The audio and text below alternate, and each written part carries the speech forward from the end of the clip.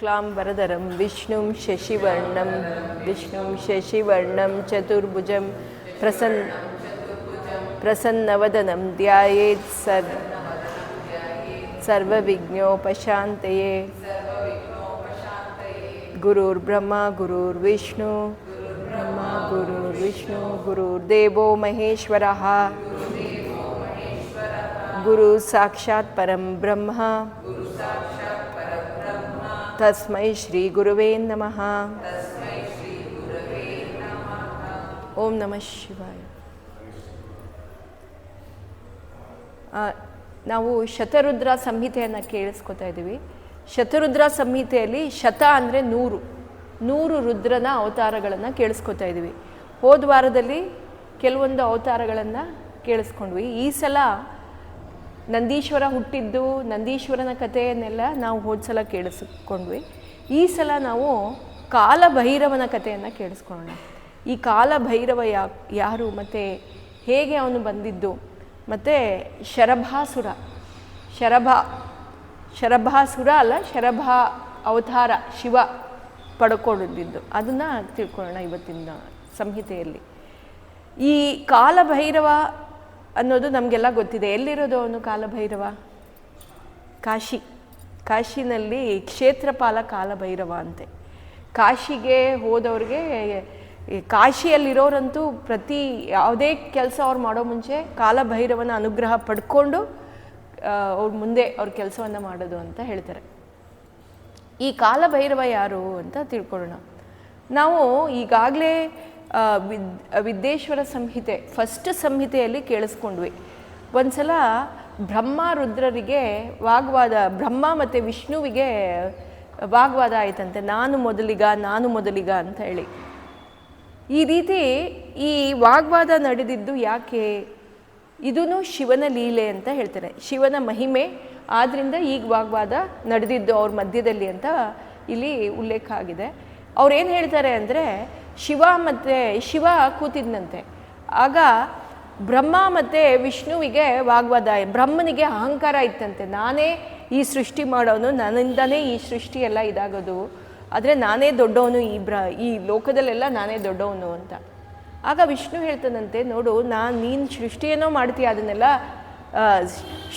ಸ್ಥಿತಿ ಮಾಡೋದು ನಾನು ಅದನ್ನು ನೋಡ್ಕೊಳ್ಳೋದು, ನಾನು ಪಾಲನೆ ಮಾಡೋನು, ನಾನು ದೊಡ್ಡವನು ಅಂತ. ಹೀಗೆ ಅವರಿಬ್ಬರ ಮಧ್ಯೆ ತುಂಬ ಚರ್ಚೆ ಆಗ್ತಾ ಇತ್ತಂತೆ. ಇದು ಶಿವನ ಲೀಲೆನೇ. ಆಗ ಅವರು ಇಬ್ಬರು ಏನು ಅಂದ್ಕೊಂಡ್ರಂತೆ, ನಮ್ಮಿಬ್ಬರ ಈ ಸಂವಾದವನ್ನು ಯಾರಾದರೂ ಒಬ್ಬರು ಪರಿಹರಿಸಬೇಕು ಅಂಥೇಳಿ ಅವರು ವೇದ ಎಲ್ಲ ನಮ್ಮ ಇಡೀ ಜಗತ್ತಲ್ಲಿ ಏನು ಶಾಸ್ತ್ರಗಳಿದೆ ಅದಕ್ಕೊಂದೇ ಒಂದು ಪ್ರಮಾಣ ಅಂದರೆ ವೇದ. ಪ್ರಮಾಣ ಅಂದರೆ ಗೊತ್ತು ನಿಮಗೆಲ್ಲ. ಪ್ರಮಾಣ ಅಂದರೆ ಪ್ರೂಫ್. ಏನಾದರೂ ನಾವು ಮಾಡಬೇಕು ಅಂದರೆ ಅದಕ್ಕೇನಾದರೂ ಪ್ರೂಫ್ ಬೇಕು. ಇವಾಗ ಮನೇಲಿ ನಾವು ಎಣ್ಣೆ ನೀರು ಸ್ನಾನ ಹಬ್ಬದ ದಿವಸ ಮಾಡಬೇಕು ಅಂದರೆ ಮಕ್ಕಳು ಕೇಳ್ತಾರೆ, ಯಾಕೆ, ಏನು, ಅದಕ್ಕೇನು ಆಧಾರ ಅಂದಾಗ ಅದಕ್ಕೆ ನಾವು ಪ್ರಮಾಣಗಳು ಅಂತ ಹೇಳ್ತೀವಿ. ನಮಗೆ ಯಾವುದಾದ್ರೂ ಒಂದಕ್ಕೆ ಏನು ಅರ್ಥ, ಇದಕ್ಕೆ ಏನು ಈ ಕಾರಣ ನಾವು ಮಾಡ್ತಾ ಇದ್ದೀವಿ ಅಂದರೆ ಅದಕ್ಕೆ ಎಲ್ಲೂ ನಾವು ಉತ್ತರ ಹುಡ್ಕೋಕ್ಕೆ ಹೋಗಬಾರ್ದಂತೆ. ಎಲ್ಲಿ ಸಿಗತ್ತೆ ಅಂದರೆ ವೇದದಲ್ಲಿ ಪ್ರತಿಯೊಂದು ನಮ್ಮ ತಲೆಯಲ್ಲಿ ಏನು ಪ್ರಶ್ನೆ ಹುಟ್ಟತ್ತೆ ಅದಕ್ಕೆಲ್ಲ ವೇದದಲ್ಲಿ ಉತ್ತರ ಇದೆ ಅಂತ ಹೇಳ್ತಾರೆ. ಹೀಗೆ ಇವರಿಬ್ಬರು ಚರ್ಚೆ ಮಾಡ್ತಾ ಇದ್ದಾಗ ಅವರಿಬ್ರಿಗೂ ಅನ್ನಿಸ್ತಂತೆ, ನಮಗೆ ಈ ಚರ್ಚೆ ಬಗೆಹರಿಸಬೇಕು ಅಂದರೆ ವೇದಗಳಿಗೆ ಕೇಳಬೇಕು. ಈ ವೇದಗಳಿಗೆ ಕೇಳಿದ್ರೆ ನಮ್ಮಲ್ಲಿ ಯಾರು ದೊಡ್ಡವರು ಅಂತ ಗೊತ್ತಾಗತ್ತೆ ಅಂತ. ಆಗ 4 ವೇದಗಳಿಗೆ ಕರೆದು ಕೇಳಿದ್ರಂತೆ ಅವರು. ಆ 4 ವೇದಗಳು ಏನು ಹೇಳ್ತು, ಇದಕ್ಕೆ ಈ ಸೃಷ್ಟಿ, ಈ ಸ್ಥಿತಿ, ಈ ಲಯ ಏನಿದೆ, ಲಯನೂ ಬರುತ್ತೆ, ಇದಕ್ಕೆಲ್ಲ ಆದಿಭೂತ ಅಂದರೆ ಶಿವನಿಲ್ಲದೆ ಇದಾಗ್ತಾ ಇರಲಿಲ್ಲ ಅಂತ ಎಲ್ಲರೂ ಹೇಳಿದ್ರಂತೆ. ಇದನ್ನು ಕೇಳಿಸ್ಕೊಂಡು ಎಲ್ಲರಿಗೂ ಒಂಥರ ಸಿಟ್ಟು ಬಂತಂತೆ, ಇವರಿಬ್ರಿಗೂ ಸಿಟ್ಟು ಬಂತಂತೆ. ಏನು ಈ ವೇದಗಳು ಹೀಗೆ ಹೇಳ್ತಾ ಇದೆ, ಈ ವೇದಗಳಿಗೆ ಏನು ಬುದ್ಧಿ ಇಲ್ಲ, ಈ ವೇದಗಳು ಸರಿಯಾಗಿ ಅದರ ಅರ್ಥ ನಾವು ಕೇಳಿರೋ ಪ್ರಶ್ನೆಗೆ ಅರ್ಥೈಸಿ ನಮ್ಗೆ ಉತ್ತರ ಕೊಟ್ಟಿಲ್ಲ ಅಂತ ಹೇಳಿ ಬ್ರಹ್ಮನಿಗೆ ಕೋಪ ಬರುತ್ತಂತೆ. ಆಗ ಏನು ಇಲ್ಲಿ ಅಂದರೆ ಬ್ರಹ್ಮನಿಗೆ ಅಹಂಕಾರ ಅತಿ ಹೆಚ್ಚಾಗಿತ್ತು ಅಂತ. ಅಜ್ಞಾನ ಮೂಡ್ಕೊಂಡಿತ್ತು, ಕವಿದಿತ್ತು ಅವನ ತಲೆಯಲ್ಲಿ.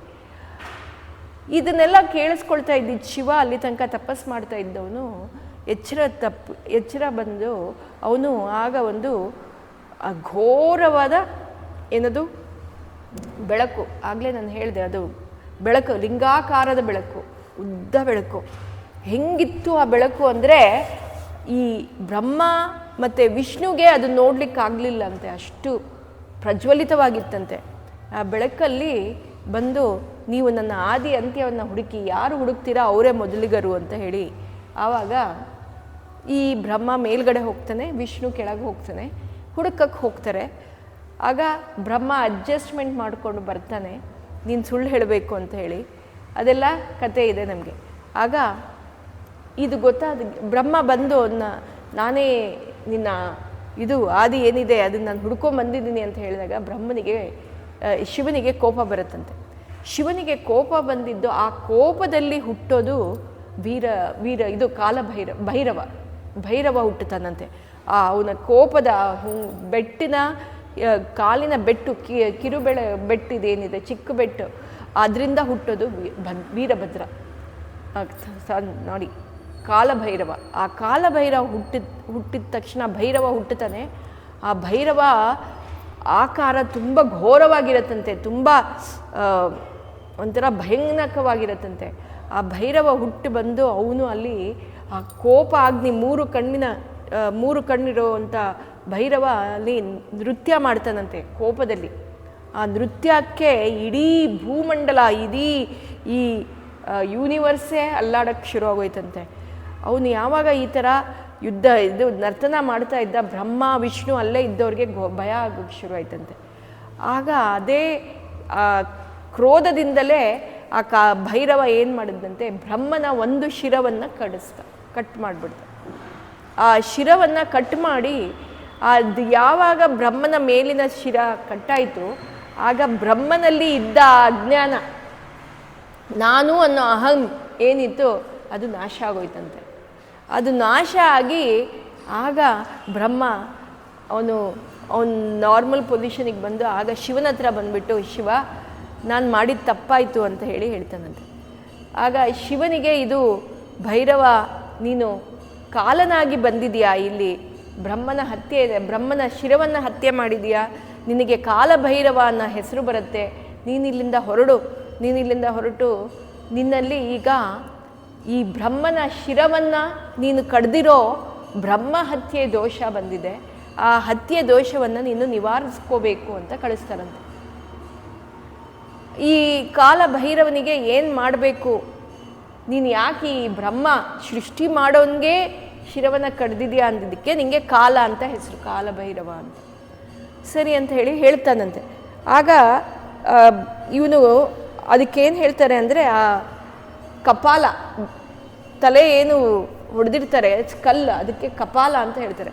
ಆ ಕಪಾಲಿಕ ವ್ರತವನ್ನು ಮಾಡಬೇಕು. ಅಂದರೆ ನೀನು ಆ ಶಿರಸ್ಸನ್ನು ಏನು ಕಡ್ದಿದೆಯಾ ಅದರ ಆ ಬ್ರಹ್ಮಹತ್ಯೆ ದೋಷವನ್ನು ನೀನು ನಿವಾರಿಸ್ಕೋಬೇಕು, ನೀನು ಅದಕ್ಕೋಸ್ಕರ ಹೋಗು ಅಂತ ಹೇಳ್ತಾರೆ.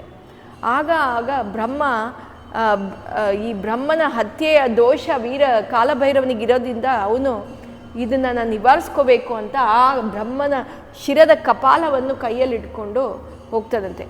ಆಗ ವಿಷ್ಣು ಏನು ಮಾಡ್ತಾನಂತೆ, ನೋಡು ಅವನು ಶಿರವನ್ನು ಎತ್ಕೊಂಡು ಭಿಕ್ಷೆ ಬೇಡ್ತಾನೆ. ಬ್ರಹ್ಮನ ಶಿರವನ್ನು ನಾರದನಿಗೆ ಕರೆದ್ಬಿಟ್ಟು ಹೇಳ್ತಾರೆ, ಅವನು ಭಿಕ್ಷೆ ಬೇಡಕ್ಕೆ ಹೋಗ್ತಾನೆ, ನೀನು ಎಲ್ಲ ಕಡೆ ಪ್ರಚಾರ ಮಾಡು, ಹೀಗೆ ಕಾಲಭೈರವ ಬರ್ತಾನೆ, ನೀವು ಯಾರು ಭಿಕ್ಷೆ ಕೊಡಬೇಡಿ ಅಂತ ಪ್ರಚಾರ ಮಾಡು, ಅವನಿಗೆ ಬೇಗ ಮೋಕ್ಷ ಸಿಗೋದು, ಅವನಿಗೆ ಬೇಗ ಈ ಪಾಪದಿಂದ ರಹಿತನಾಗೋದು ಆಗಲ್ಲ. ಅವನು ಯಾವಾಗ ಕಾಶಿಗೆ ಬರ್ತಾನೆ ಅಲ್ಲೇ ಅವನಿಗೆ ಆ ಪಾಪ ರಹಿತ ಆಗತ್ತೆ, ಅಲ್ಲಿ ತನಕ ಅವನಿಗೆ ಎಲ್ಲೂ ಭಿಕ್ಷೆ ಸಿಗಬಾರ್ದು ಅಂತ ವಿಷ್ಣು ನಾರದರಿಗೆ ಹೇಳ್ತಾರಂತೆ. ನಾರದರು ಅವ್ರ ಕೆಲಸ ಏನಿದೆ ಬ್ರಾಡ್ಕಾಸ್ಟ್, ಅವ್ರು ಹೋಗ್ಬಿಟ್ಟು ಎಲ್ಲ ಕಡೆ ಹೇಳ್ತಾರೆ, ನೋಡಿ ಈಗ ಶಿವ ವೀರಭದ್ರನ ಕಾಲಭೈರವನ ಅವತಾರದಲ್ಲಿ ಬಂದು ಭಿಕ್ಷೆಯನ್ನು ಬೇಡ್ತಾನೆ, ನೀವು ಯಾರು ಅವನಿಗೆ ಭಿಕ್ಷೆಯನ್ನು ಹಾಕಬೇಡಿ ಅಂತ ಹೇಳ್ತಾರೆ. ಸರಿ ಅಂತ ಆದಾಗ ಈ ಭೈರವ ಎಲ್ಲ ಕಡೆ ಹೋಗ್ತಾನೆ, ಎಲ್ಲೂ ಅವನಿಗೆ ಇದು ಸಿಗಲ್ಲ.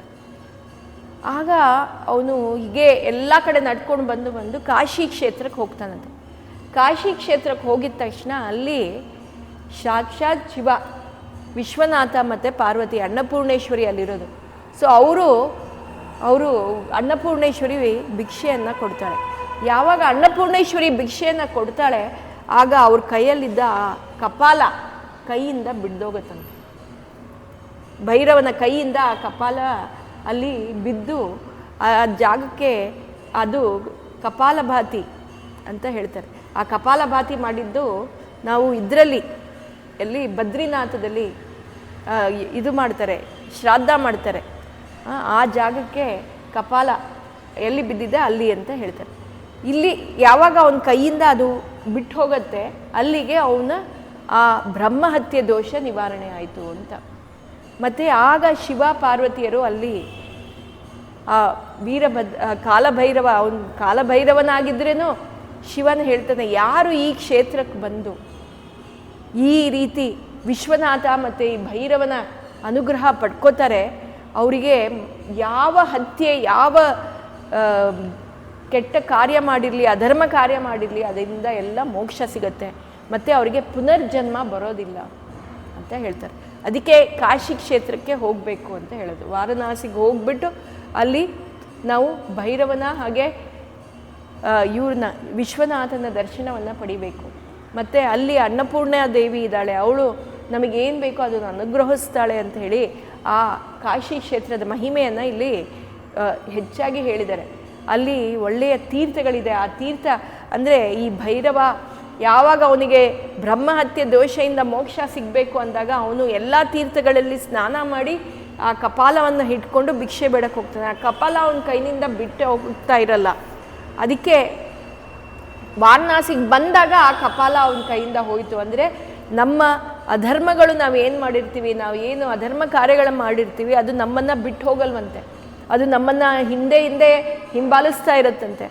ಅದು ಯಾವಾಗ ನಮ್ಮನ್ನು ಬಿಟ್ಟು ಹೋಗುತ್ತೆ ಅಂದರೆ ಈ ಕಾಶಿ ಅಂತ ಕ್ಷೇತ್ರಕ್ಕೆ ಹೋದಾಗ ಅಲ್ಲಿ ನಾವು ಮಾಡಿರೋ ಪಾಪವನ್ನೆಲ್ಲ ಕಳ್ಕೋತೀವಿ ಅಂತ. ಅದಕ್ಕೆ ಕಾಶಿ ಕ್ಷೇತ್ರ, ಅದಕ್ಕೆ ಪ್ರತಿಯೊಬ್ಬರು ಹಳೆ ಕಾಲದಲ್ಲೂ ಕಾಶಿಗೆ ಒಮ್ಮೆ ಹೋಗಲೇಬೇಕು ಅಂತ ಹೇಳೋದು. ಕಾಶಿಗೆ ಹೋದಾಗ ನಮ್ಮ ಇಡೀ ಜನ್ಮದಲ್ಲಿ ಮಾಡಿರೋ ಪಾಪ ಎಲ್ಲ ರಹಿತವಾಗತ್ತೆ ಅಂತ ಇಲ್ಲಿ ಶಿವಪುರಾಣದಲ್ಲಿ ಹೇಳಿದ್ದಾರೆ. ಹೀಗೆ ಇದು ಒಂದು ಅವತಾರ, ಕಾಲಭೈರವನ ಒಂದು ಅವತಾರ. ಮತ್ತು ಕಾಶಿನಲ್ಲಿ ಈಗಲೂ ಅದೇನು ಹೇಳ್ತಾರೆ, ಅವನೇ ಕ್ಷೇತ್ರಪಾಲಕ. ಮತ್ತು ಅವನು ಪ್ರತಿಯೊಂದು ಕೆಲಸಕ್ಕೂ ಅವನು ಅಲ್ಲಿ ಇರೋರಿಗೆ ಅವನು ಕಾಯ್ತಾನಂತೆ. ಮತ್ತು ಅಲ್ಲಿರೋ ಕೆಲಸ ಏನು ಅವ್ರು ಮಾಡ್ಕೋಬೇಕು ಅನ್ಕೋತಾರೆ ಅದನ್ನೆಲ್ಲ ಈಸಿಯಾಗಿ ಮಾಡಿಸ್ಕೊಡ್ತಾನೆ ಅಂತ. ಯಾವಾಗಲೂ ಕಾಲಭೈರವನ ನಮಸ್ಕಾರ ಮಾಡಿ ಅವ್ರು ಬೇರೆ ಕೆಲಸ ಏನಿದ್ರು ಮಾಡ್ತಾರೆ ಅಂತ ಅಲ್ಲಿ ಹೇಳ್ತಾರೆ. ಇದಾದಮೇಲೆ ಬರೋ ಇನ್ನೊಂದು ಅವತಾರ ಯಾವುದು ಅಂದರೆ ಶರಭ ಅವತಾರ. ಶರಭ ಅಂದರೆ ಪಕ್ಷಿ. ಈ ಅವತಾರ ಶಿವ ಯಾಕೆ ಪಡ್ಕೊಂಡಿದ್ದು ಅಂತ ನಾವು ತಿಳ್ಕೊಬೇಕು. ನಮಗೆ ಗೊತ್ತಿದೆ ಕತೆ. ಸನತ್ ಕುಮಾರರು ಒಮ್ಮೆ ವಿಷ್ಣುವನ್ನು ನೋಡೋದಕ್ಕೆ ಹೋದಾಗ ಬಾಗಿಲಲ್ಲಿ ಜಯಾ ವಿಜಯರು ನಿಂತ್ಕೊಂಡು ಒಳಗಡೆ ಬಿಡಲಿಲ್ಲ. ಆಗ ಸನತ್ ಕುಮಾರರು ಅವರಿಗೆ ಶಾಪ ಕೊಟ್ಟಿರ್ತಾರೆ, ನೀವು 7 ಜನ್ಮ ಪಡಿಬೇಕು, ಇಲ್ಲ ಅಂದರೆ 3 ಜನ್ಮ ತಗೊಂಡು ವಿಷ್ಣುವಿನ ದ್ವೇಷಿಯಾಗಿ ವಾಪಸ್ ಬರಬೇಕು ಅಂತ. ಅದಕ್ಕೆ ಅವರು ನಾವು 3 ಜನ್ಮ ಪಡ್ಕೊಂಡು ವಿಷ್ಣುವಿನ ದ್ವೇಷಿಯಾಗಿ ವಾಪಸ್ ಬರ್ತೀವಿ ಅಂತ ಹೇಳಿರ್ತಾರೆ. ಹೀಗೆ ಅದೇ ಇದರಲ್ಲಿ ಅವರು ದ್ವಿತೀಯ ಪುತ್ರರಾಗಿ ಹಿರಣ್ಯಕಶಿಪು ಮತ್ತು ಹಿರಣ್ಯಾಕ್ಷನಾಗಿ ಹುಟ್ಟುತ್ತಾರೆ. ಇಲ್ಲಿ ನಿಮಗೆ ಗೊತ್ತು, ಹಿರಣ್ಯಾಕ್ಷ ಮತ್ತು ಹಿರಣ್ಯಕಶಿಪು. ಹಿರಣ್ಯಾಕ್ಷ ಚಿಕ್ಕವನು, ಅವನನ್ನು ವರಾಹ ರೂಪದಲ್ಲಿ ವಿಷ್ಣು ಸಂಹಾರ ಮಾಡಿರ್ತಾನೆ. ಮತ್ತು ಹಿರಣ್ಯಕಶಿಪು ತಮ್ಮನ ಸಂಹಾರ ಮಾಡಿರೋ ವಿಷ್ಣುವಿಗೆ ನಾನು ಕೊಲ್ಲಬೇಕು ಅಂತ 1000 ವರ್ಷ ತಪಸ್ಸು ಮಾಡಿ ವರ ಪಡ್ಕೊಂಡು, ಯಾರಿಂದನೂ ನಾನು ಸಾಯಬಾರ್ದು ಅಂತ ಹೇಳಿ ಅದೆಲ್ಲ ವರ ಪಡ್ಕೊಂಡು ಸಂಧ್ಯಾಕಾಲ, ಬೆಳಗ್ಗೆ, ರಾತ್ರಿ ಯಾವ ಕಾಲದಲ್ಲೂ ನಾನು ಸಾಯಬಾರ್ದು, ಮನೆ ಒಳಗೆ ಹೊರಗೆ ಅದೆಲ್ಲ ವರ ಪಡ್ಕೊಂಡು ಅವನು ಇದು ಮಾಡಿರ್ತಾನೆ. ಈಗ ಇದು ಅವನು ಎಲ್ಲ ದೇವತೆಗಳಿಗೆ ಮತ್ತು ಋಷಿಮುನಿಗಳಿಗೆಲ್ಲ ಹಿಂಸೆ ಕೊಡ್ತಾ ಇರ್ತಾನೆ. ಅವನನ್ನು ಕೊಲ್ಲೋದಕ್ಕೆ ನರಸಿಂಹನ ಅವತಾರವನ್ನು ವಿಷ್ಣು ಪಡ್ಕೋತಾನೆ. ಆ ನರಸಿಂಹನ ಅವತಾರದಲ್ಲಿ ಬಂದು ಹಿರಣ್ಯಕಶಿಪುವನ್ನು ಕೊಂದು ಹಾಕ್ತಾನೆ. ಈ ಶಿವಪುರಾಣದಲ್ಲಿ ಏನು ಕೊಟ್ಟಿದ್ದಾರೆ ಅಂದರೆ, ಹಿರಣ್ಯಕಶಿಪುನ ಕೊಂದಾದ ಮೇಲೆ ನರಸಿಂಹ ಕ್ರೋಧ ಎಷ್ಟಿತ್ತು ಅಂದರೆ ಅವನದು ಆ ಕ್ರೋಧಾಗ್ನಿಯಲ್ಲಿ ಇಡೀ ಸಮಸ್ತ ಜಗತ್ತೇ ನಾಶ ಆಗೋ ಹಾಗಿತ್ತಂತೆ. ಪ್ರಹ್ಲಾದ ಬರ್ತಾನಂತೆ. ಪ್ರಹ್ಲಾದ ಬಂದು ಅವನ ಭಕ್ತಿ ತೋರಿಸಿ ನಿನ್ನ ಕ್ರೋಧವನ್ನು ಶಾಂತ ಮಾಡ್ಕೊ ಅಂತೆಲ್ಲ ಹೇಳಿದಾಗ ಆಗ ಅವನಿಗೆ ಮನಸ್ಸಲ್ಲಿ ಕ್ರೋಧ ಕಮ್ಮಿ ಆಗಿಲ್ಲ, ಆದರೆ ಆ ಭಕ್ತಿಗೆ ಅವನು ಮೆಚ್ಕೋತಾನಂತೆ ಅಷ್ಟೇ. ಆಮೇಲೆ ಲಕ್ಷ್ಮಿ ಹತ್ರ ಬರ್ತಾರೆ ಎಲ್ಲ ದೇವತೆಗಳು. ಲಕ್ಷ್ಮಿ ಹತ್ರ ಬಂದು ಬೇಡ್ಕೋತಾರೆ, ಲಕ್ಷ್ಮಿ ನೀನು ಕಾಪಾಡಬೇಕು ನಮ್ಮನ್ನು, ಈ ನರಸಿಂಹನ ಕ್ರೋಧ ಈ ಅಗ್ನಿಯಲ್ಲಿ ನಾವೆಲ್ಲ ಸುಟ್ಟೋಗ್ತಾ ಇದ್ದೀವಿ, ಏನು ಮಾಡಬೇಕು ನಮಗೆ ಗೊತ್ತಾಗ್ತಾ ಇಲ್ಲ, ನೀನೇ ಕಾಪಾಡಬೇಕು ಅಂದಾಗ ಲಕ್ಷ್ಮಿ ಹೇಳ್ತಾಳಂತೆ ನಾನೇನು ಮಾಡೋಕ್ಕಾಗಲ್ಲ ಅಂತ. ಆಗ ಇವ್ರಿಗೆಲ್ಲ ಏನು ಮಾಡಬೇಕು ತೋಚಲ್ಲ.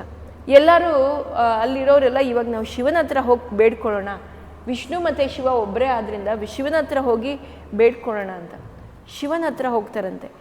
ಶಿವ ಎಲ್ಲ ಕೇಳಿಸ್ಕೊಂಡು ಇದೆಲ್ಲ ನಿಮಗೆ ಹಿಂಸೆ ಕೊಡ್ತಾ ಇದ್ದ ಹಿರಣ್ಯಕಶಿಪುವನ್ನು ಕೊಲ್ಲೋದಕ್ಕೆ ವಿಷ್ಣು ಅವತಾರ ಪಡ್ಕೊಂಡಿರೋದು, ಅವನು ಶಾಂತ ಮಾಡಬೇಕಂದ್ರೆ ಏನು ಮಾಡಬೇಕು ಅಂತ. ಆಗ ಅಲ್ಲಿ ವೀರಭದ್ರ ಇದ್ರಂತೆ. ಆ ವೀರಭದ್ರನನ್ನು ಕರೆದು ಹೋಗಿ ನೀನು ಆ ನರಸಿಂಹನ ಅವತಾರದಲ್ಲಿರೋ ವಿಷ್ಣು ಹತ್ರ ಹೋಗಿ ಅವನನ್ನು ಶಾಂತವಾಗೋದಕ್ಕೆ ನೀನು ಪ್ರೇರೇಪಿಸು ಅಂತ ಹೇಳ್ತಾರೆ. ಆಗ ವೀರಭದ್ರ ಅಲ್ಲಿ ಬರ್ತಾನೆ. ವೀರಭದ್ರನೂ ಅತಿ ಅಂದರೆ ಕ್ರೂರ ರೂಪದಲ್ಲಿ ಇರ್ತಾನೆ. ಅವನು ನರಸಿಂಹನೂ ಕ್ರೂರ ರೂಪದಲ್ಲಿದ್ದಾನೆ, ಯಾಕಂದರೆ ಅವನು ಆಗ ಕ್ರೋಧಾಗ್ನಿಯಲ್ಲಿದ್ದಾನೆ. ವೀರಭದ್ರ ಅದೇ ಕ್ರೋಧಾಗ್ನಿಯಲ್ಲಿ ಅವನು ಬರ್ತಾನೆ. ಬಂದು ಇಬ್ರಿಗೂ ಚರ್ಚೆ ಆಗತ್ತಂತೆ. ವೀರಭದ್ರ ಅವನಿಗೆ ಶಾಂತಪಡಿಸೋದಕ್ಕೆ ಪ್ರಯತ್ನ ಪಡ್ತಾನೆ ವಿಷ್ಣುವಿಗೆ. ವೀರಭದ್ರ ಹೇಳ್ತಾನಂತೆ, ನೀನು ಇಂಥವನು, ನೀನು ಅಂಥವನು, ನಮ್ಮನ್ನೆಲ್ಲ ಕಾಪಾಡೋನು, ನೀನು ನಮಗೆಲ್ಲ ನೋಡ್ಕೊಳ್ಳೋನು, ನೀನು ಈ ಕ್ರೋಧಾಗ್ನಿಯಿಂದ ಕಮ್ಮಿ ಆಗಬೇಕು, ನಿನ್ನ ಕ್ರೋಧಾಗ್ನಿ ಕಮ್ಮಿ ಆಗಬೇಕು, ನಮಗೆಲ್ಲ ನಿನ್ನ ತಾಪವನ್ನು ತಡ್ಕೊಳ್ಳೋದಕ್ಕಾಗೋದಿಲ್ಲ ಅಂತೆಲ್ಲ ಏನೇ ಅವನಿಗೆ ಉಪದೇಶ ಕೊಟ್ಟರು ಅದು ಕಮ್ಮಿ, ಅವನು ನರಸಿಂಹನ ಕ್ರೋಧಾಗ್ನಿ ಕಮ್ಮಿ ಆಗೋದಿಲ್ಲ. ಆಗ ವೀರಭದ್ರನಿಗೆ ಸಿಟ್ಟು ಬರುತ್ತೆ, ಮತ್ತು ಇವನಿಗೂ ಸಿಟ್ಟು ಬರುತ್ತೆ. ಆ ಸಿಟ್ಟಲ್ಲಿ ನರಸಿಂಹನಿಗೆ ಹೇಗಿದ್ರೂ ಸಿಟ್ಟಿದೆ. ನರಸಿಂಹ ಏನು ಮಾಡ್ತಾನಂತೆ, ನೀನು ಇವಾಗ ಇಲ್ಲಿಂದ ಹೊರಡ್ತೀಯಾ ಇಲ್ವಾ, ನೀನು ನನ್ನನ್ನು ಇಲ್ಲಿ ಏನೂ ನೀನು ಮಾಡೋದಕ್ಕಾಗಲ್ಲ, ನೀನು ಇಲ್ಲಿಂದ ಹೊರಡು ಅಂತ ತುಂಬ ಕೋಪದಲ್ಲಿರ್ತಾನೆ. ಆಗ ವೀರಭದ್ರನಿಗೂ ಕೋಪ ಬಂದು ಅವನಲ್ಲಿ ಅವನ ಮೈಯಿಂದ ಇದು ಬರುತ್ತೆ, ಏನು ರೆಕ್ಕೆ ಹುಟ್ಟತ್ತಂತೆ. ಆ ರೆಕ್ಕೆ ಹುಟ್ಟಿ ಅದು ಕೆಂಪು ಕಣ್ಣು ಮತ್ತು ಚೋಚು ಬೇರೆ ಥರ ಚೂಪು ಚೋಚು ಆ ರೀತಿ ಇರುವಂಥ ಪಕ್ಷಿಯ ಅವತಾರ ಶರಭನ ಅವತಾರವನ್ನು ಪಡ್ಕೊಳ್ಳುತ್ತೆ. ಆ ವೀರಭದ್ರ ಯಾವಾಗ ಈ ವೀರಭದ್ರನ ಮೈಯೆಲ್ಲ ಫುಲ್ ಒಂದು ಶರಭನ ಅವತಾರಕ್ಕೆ ಬಂತು, ಆ ಅವತಾರ ತುಂಬ ಕ್ರೂರವಾಗಿ ತುಂಬ ಕ್ರೋಧಾಗ್ನಿಯಲ್ಲಿ ಇತ್ತಂತೆ. ಅದನ್ನು ನೋಡಿ ನರಸಿಂಹನಿಗೂ ಕೂಡ ಭಯ ಆಯ್ತಂತೆ. ಯಾವ ನರಸಿಂಹ ಕ್ರೋಧಾಗ್ನಿ ಜ್ವಾಲೆ ಇತ್ತು, ಆ ಜ್ವಾಲೆ ಕೂಡ ಅಲ್ಲಿ ಆ ಶರಭನ ಅವತಾರವನ್ನು ನೋಡಿ ಅಲ್ಲಿ ಅದು ಅಂದರೆ 2 ಈಕ್ವಲ್ ಪವರ್ಸ್ ಆ್ಯಕ್ಷನ್, 2 ರಿಯಾಕ್ಷನ್ ಏನಾಯಿತು ಎಲ್ಲ ನ್ಯೂಟ್ರಲ್ ಆಗೋಯ್ತು ಅಲ್ಲಿ. ಸೊ ಇಬ್ಬರ ಆ ಕ್ರೋಧ ಏನಿತ್ತು, ಇಬ್ಬರು ಆ ಕ್ರೋಧಾಗ್ನಿ ಜಾಸ್ತಿ ಯಾವಾಗಿತ್ತು ಅದು ಅಲ್ಲೇ ನ್ಯೂಟ್ರಲ್ ಆಗೋಯ್ತಂತೆ. ಯಾವಾಗ ಅಂದರೆ ಈ ಶರಭನ ಕಣ್ಣಲ್ಲಿ ಆ ನರಸಿಂಹ ಕಣ್ಣಿಟ್ಟು ನೋಡಿ ಆಗ ಅವನ ಕ್ರೋಧ ಮತ್ತು ಈ ಶರಭನ ಕ್ರೋಧ ಒಂಥರ ನಲ್ಲಿಫೈ ಆಗೋಯ್ತು ಅಂತ. ಆವಾಗ ನರಸಿಂಹ ಶಾಂತನಾದ ಮತ್ತು ನರಸಿಂಹನ ಅವತಾರ ಅಲ್ಲಿ ಹೋಯಿತು ಅಂತ ಇಲ್ಲಿ ಹೇಳಿರೋದು. ಈ ಶರಭಾಸುರನನ್ನು ನಾವು ನಮಸ್ಕಾರ ಮಾಡಬೇಕು, ಶಿವನ ಅವತಾರವನ್ನು ನಾವು ನಮಸ್ಕಾರ ಮಾಡಬೇಕು ಅಂತ ಹೇಳ್ತಾರೆ. ಯಾವಾಗ ಅಂದರೆ ನಮ್ಮಲ್ಲಿ ಯಾವುದೋ ಒಂದು ದುಷ್ಟಶಕ್ತಿ ಏನೋ ನಮ್ಗೆ ತೊಂದರೆ ಕೊಡ್ತಾ ಇದೆ, ಇಲ್ಲ ನಮಗೆ ಏನಾದರೂ ಒಂದು ಕಷ್ಟ ಆಗ್ತಾ ಇದೆ, ನಮಗೇನು ನಾವು ಅಂದ್ಕೊಂಡಿದ್ದ ಕೆಲಸಗಳಾಗ್ತಾ ಇಲ್ಲ ಅಂದಾಗ ಈ ಶರಭನ ಕಥೆಯನ್ನು ಓದಬೇಕು ಅಂತ ಹೇಳ್ತಾರೆ. ಹಾಗೆ ಈ ಭೈರವನ ಕಥೆ ಇದರಲ್ಲಿ ಕಾಶಿಯಲ್ಲಿ ಏನು ಮಾಡ್ತಾರೆ, ಮಾಸ ಶಿವರಾತ್ರಿ, ಅದರಲ್ಲೂ ಮಾರ್ಗಶೀರ್ಷ ಮಾಸ, ಇವಾಗ ನಾವಿರೋದು ಮಾರ್ಗಶೀರ್ಷ ಮಾಸ. ಮಾರ್ಗಶೀರ್ಷ ಮಾಸದಲ್ಲಿ ಮಾಸ ಶಿವರಾತ್ರಿ ಅಂತ ಯಾವಾಗ ಬರುತ್ತೆ, ಪ್ರತಿ ಮಾಸದಲ್ಲೂ ಶಿವರಾತ್ರಿ ಬರುತ್ತೆ. ಆ ಮಾಸ ಶಿವರಾತ್ರಿಯ ದಿನ ಅಂದರೆ ಮಾರ್ಗಶೀರ್ಷ ಮಾಸದಲ್ಲಿ ಅಷ್ಟಮಿ ದಿನ ಅಂತ ಹೇಳ್ತಾರೆ. ಅಷ್ಟಮಿಯ ದಿವಸ ಅಂದರೆ ಕೃಷ್ಣ ಪಕ್ಷದ ಅಷ್ಟಮಿ ದಿವಸ, ಆವತ್ತು ಆ ಭೈರವನಿಗೆ ತೈಲಾಭಿಷೇಕ ಮಾಡ್ತಾರಂತೆ. ಆ ತೈಲಾಭಿಷೇಕ ಮಾಡಿದ್ರೆ ನಮ್ಮಲ್ಲೂ ಇರೋವಂಥ ನಮಗೆ ಯಾವ ದುಷ್ಟಶಕ್ತಿಗಳು ಕಾಡ್ತಾ ಇದೆ ಅದೆಲ್ಲ ನಿವಾರಣೆ ಆಗುತ್ತೆ ಅಂತ ಇಲ್ಲಿ ಹೇಳ್ತಾರೆ.